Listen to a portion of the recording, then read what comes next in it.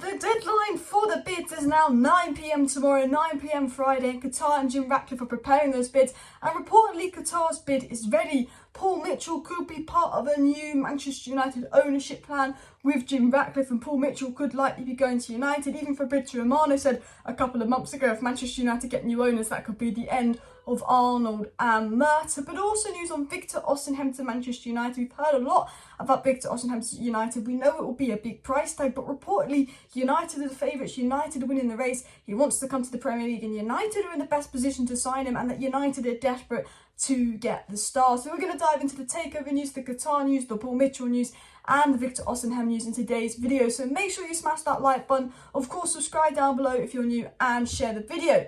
It was said today, one insider said that there was a concern that this whole thing has been a huge pantomime with the bids way below the Glazer family expectation. We know that all of a sudden the Rain Group, out of nowhere, an hour after the deadline had passed, had said, you know what, you can have an extension. Now, reportedly, both the bids went in, and then potentially they then didn't go in, but maybe they did go in, and maybe they didn't hit the Glazers' ideal price tag, and the Glazers the Glazers and the Rain Group let them withdraw their bid to make a new offer on the Friday. Maybe that's what happened. Maybe there was some confusion, but there's a reason the Rain Group gave an extension. Is it the bids go in and they weren't enough? You know, was the bidding process an absolute pantomime yesterday? Was it that, Sir Jim Ratcliffe needed some more time?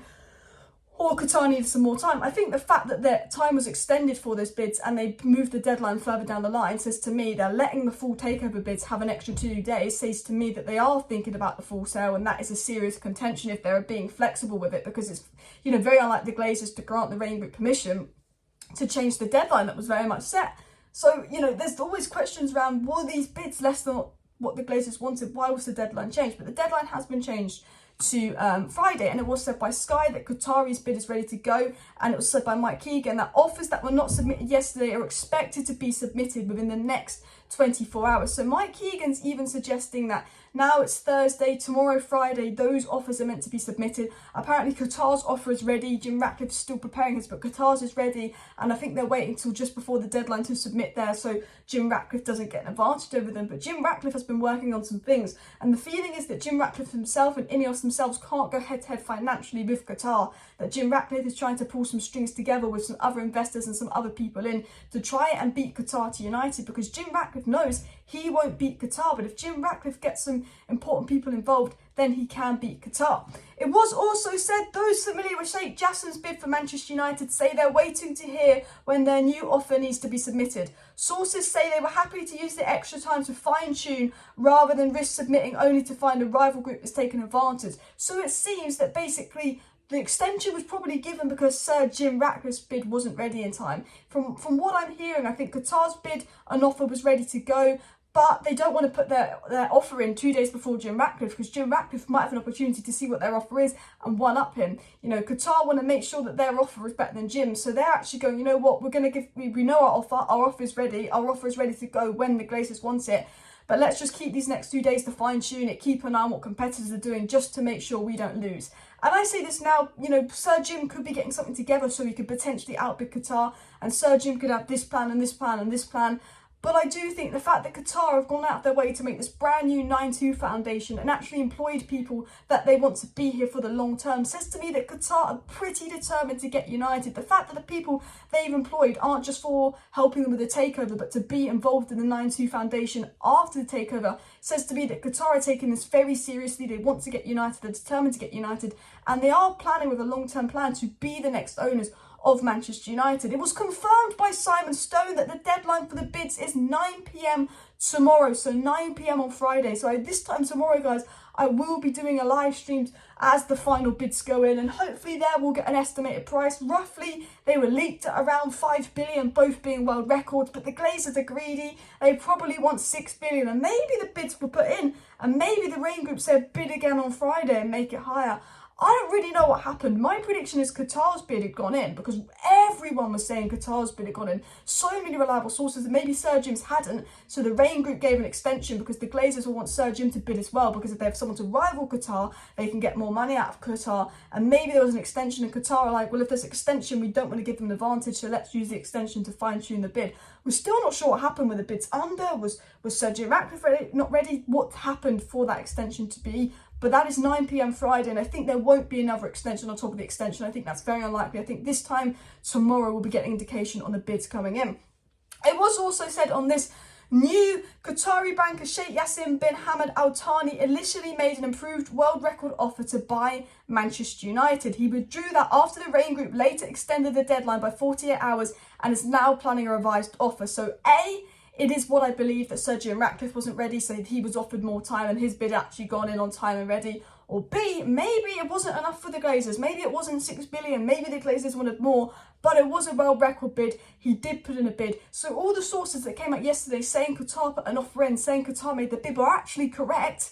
And then it seems that Qatar withdrew their bid yesterday because the Rain Group offered them an extension, which obviously would be smart to take.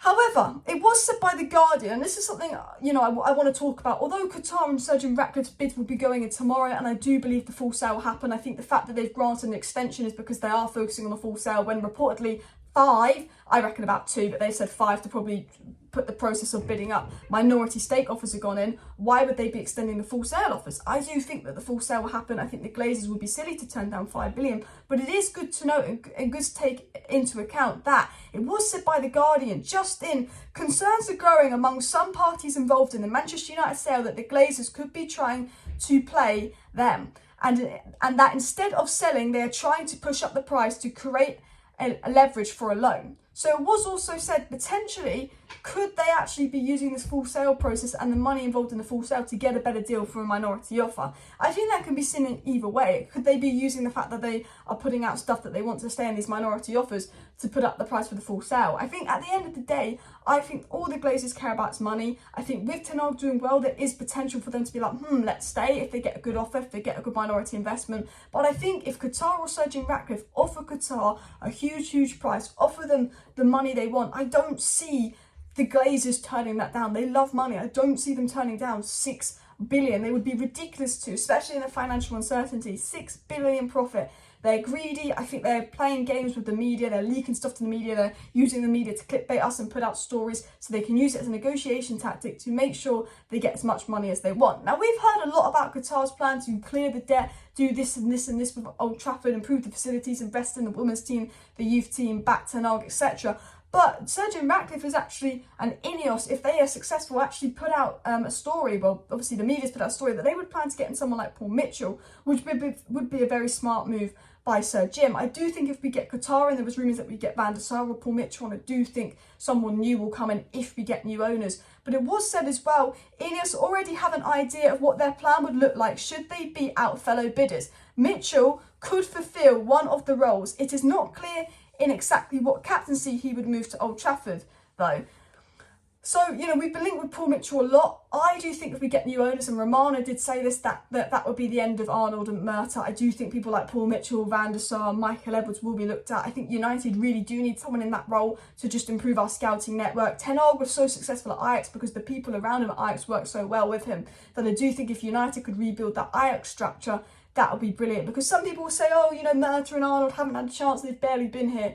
They're finance mans, they are Glazer puppets. If we get someone in that knows what they're doing, like Manchester City have and Benfica have and Ajax have, and that kind of structure, Manchester United with a good structure, lots of money, and a club the stature of Manchester United is everything we need to be the best club in the world again. Manchester City aren't a big club, but they have lots of money and they employ the right people, which makes them so successful. United spend a lot of money, but we don't employ the right people. So we can spend more money than Man City, but yet Man City still do better on the pitch.